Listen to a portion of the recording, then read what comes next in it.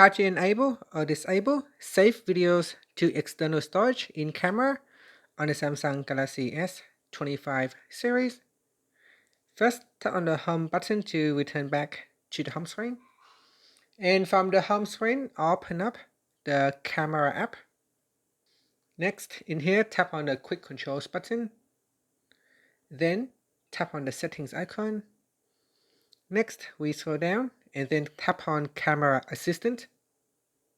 Now in here, we then scroll down and then tap on save videos to external storage.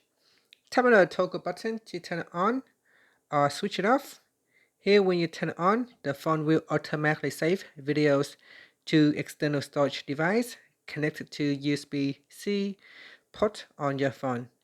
Now compatible with video, pro video, or portrait video, slow motion and hyperlapse modes.